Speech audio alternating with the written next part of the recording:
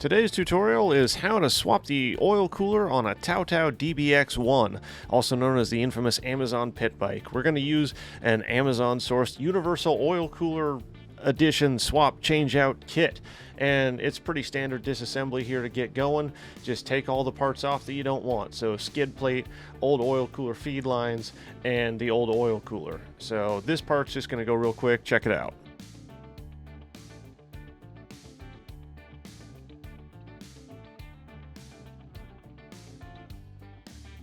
Once the old cooler's out, well, you do the only thing you can. You bin it. It's done. See ya. Yay! Shiny new parts time. They come in a box. It's got most of the things you need, not all of them, and then some things you don't. Some of these little brackets and stuff are for different model bikes. The things that are important here, the lines, the mount, the banjos, and you got to flip this around here because it's not going to fit in the bike as is. So that's what we're going to do first, is get this thing oriented properly, and that's just a simple matter. Take it out, put it in, swap it around, all that sort of stuff. Like I said, it is universal. It does fit pretty much everything you would put it on. A few dabs of Loctite to keep everything from rattling loose, and a couple quick ugga-duggas, and that's pretty well got it ready to go. Now let's show you how we put it in.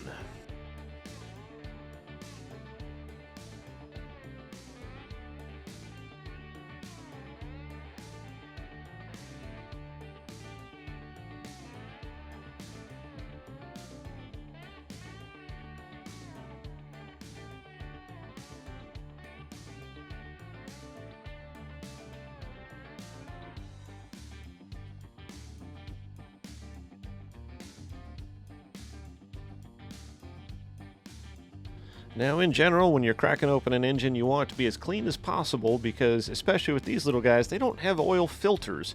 So any dirt you put in there stays in there, and that will shorten the service life tremendously. So let's try and avoid that as best we can. A little bit of brake cleaner, paintbrush, and then wipe up after yourselves. Blow out all the little holes. Make sure that this thing is staying nice and clean.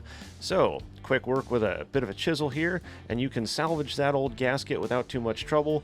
Just give it a good clean off here, and then we're gonna dope it back up with some bearing grease. Oddly enough, you do not need silicone if you torque this thing back down correctly, and I will show you that here at the end of the video.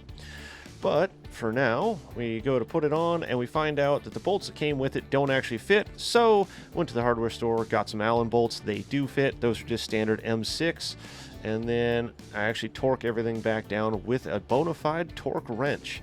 Again, that's for that even torque, so that way everything fits and then doesn't leak when you're done. You don't need silicone. I can't say that enough. You don't need it. It will not leak if you tighten everything down the right way. I got this torque wrench, by the way, for about 20 bucks on Amazon, so price is not really an issue there. And this here is one of the things that did not come in the kit as well, and these are going to be drain plugs for the original oil feed ports. Cut them off with a grinder to about 10 mils. These are 10 mil by I think 1.25 pitch, so you can get those online if you don't have them at your local hardware store. I dope them up with an aircraft thread sealant. You could use plumber's putty or something like that if you had to, but this stuff is pretty cheap and it works very well. Now we fill it up with 800 cc's of the Go-Go juice. Oh, sorry, that's the Lubra juice. And then, of course, you got to make sure to spill it a little bit, and then wipe it up real nice, and let's see how she runs.